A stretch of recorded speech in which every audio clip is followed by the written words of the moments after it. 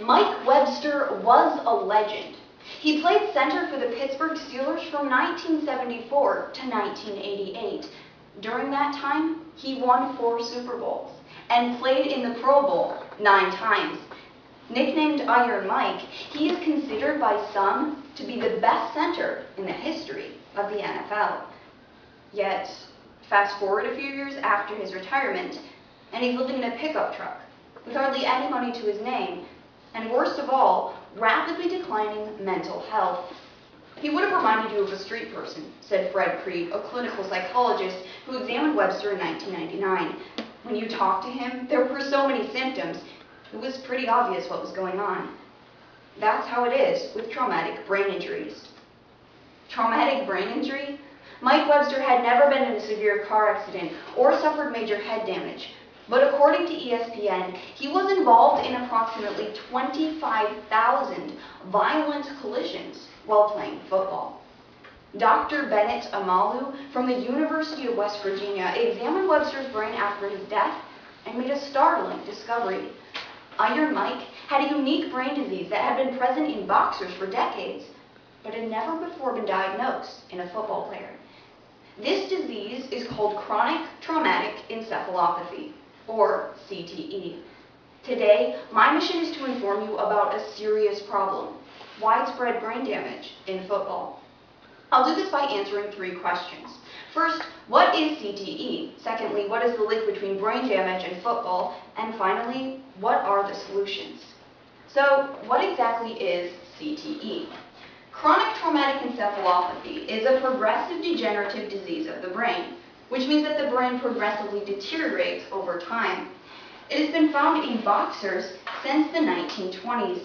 Since 2002, however, doctors have been finding the disease in the brains of deceased football players. Football is a sport that subjects its players to continual head trauma, and, as researchers at Boston University explain, this trauma triggers progressive degeneration of the brain, including the buildup of an abnormal protein called tau. These changes in the brain can begin months, years, or even decades after the last concussion or end of active athletic involvement. The brain degeneration is associated with memory loss, confusion, impaired judgment, paranoia, impulse control problems, aggression, depression, and eventually, progressive dementia.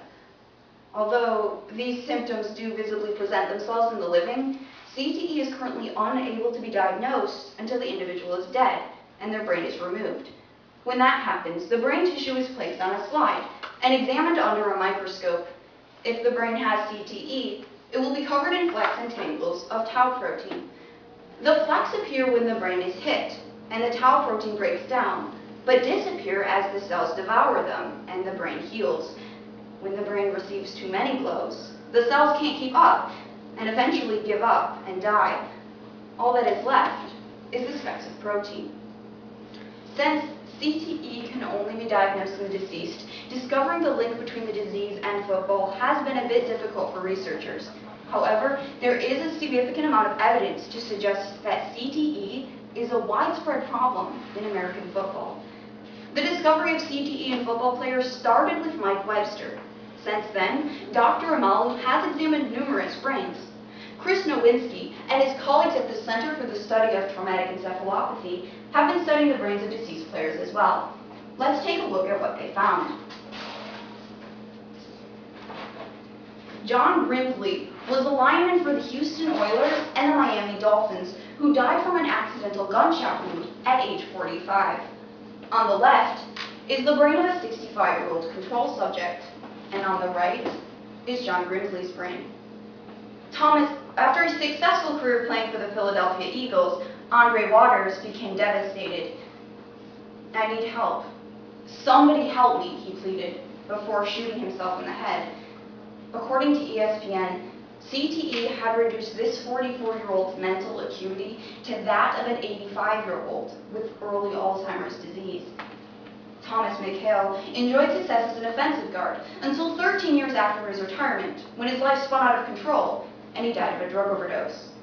When his brain was analyzed by researchers, they found the telltale flecks and tangles of tau protein that indicate CTE.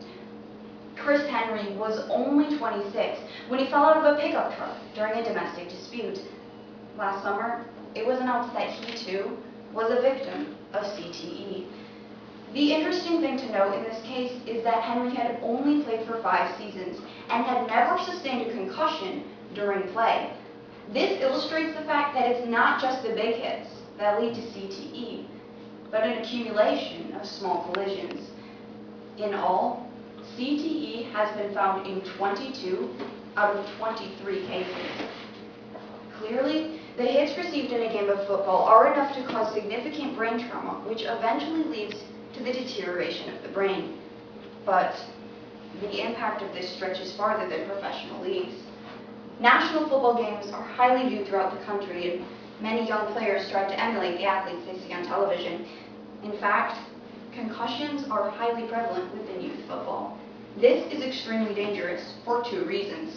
First, younger players' brains are still developing and are more easily damaged. Secondly, coaches and trainers are not usually well informed on how to deal with concussions at this level. An upsetting example of this can be seen in the case of Zachary Lydstead. Zach was only 13 when he got hit hard in a school football game in 2006. After sitting out for about 15 minutes, he went back in. With only minutes to go, he forced a fumble at the goal line and became the game's hero. 60 seconds later, he collapsed, clutching his head. His dad ran to his side to hear his son screaming, "Dad, I can't see." Those were the last words his dad would hear him speak for 9 months. After suffering from severe bleeding in the brain, Zach can no longer walk. He's had to relearn simple tasks such as speaking, swallowing, and using his left hand. There is no doubt that the hits received in a game of football can have disastrous effects on young lives. And Zach isn't the only one. John Doe was an 18-year-old who sustained multiple concussions while playing football. After his death, his parents sent his brain to the research team at Boston University. After examination, it was announced that Doe's brain contained the earliest instance of CTE ever recorded.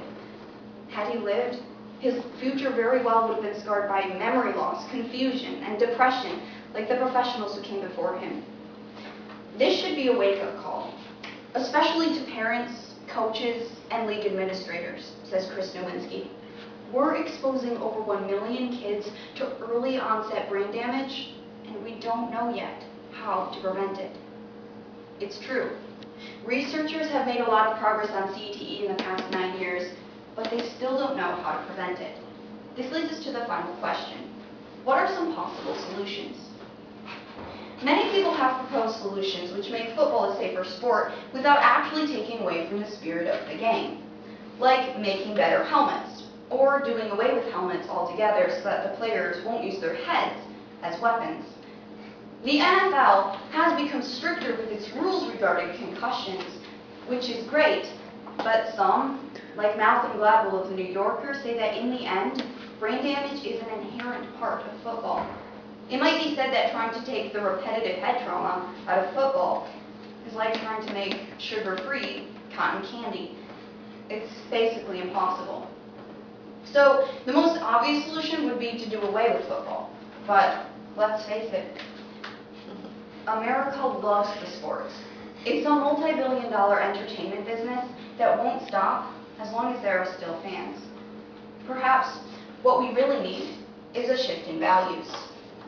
As Kurt Warner, a retired quarterback himself, said, it's going to take a whole culture change from top to bottom to say that our #1 priority is the player.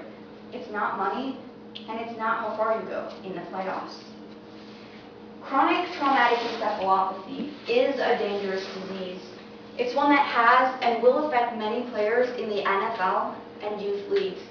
Although many have proposed solutions, it may be that the brain trauma currently seen in football is inherent in the sport. Iron Mike Webster was a victim, not only of a disease, but of a culture that puts entertainment in a higher place than the safety of those involved. As Pam Webster, Mike's former wife, said, Mike's story needs to be told. I don't want this man to die in vain. They're gladiators. When the game is over, these guys have to go home. And when it's over, a lot of them don't have a home to go to. Thank you.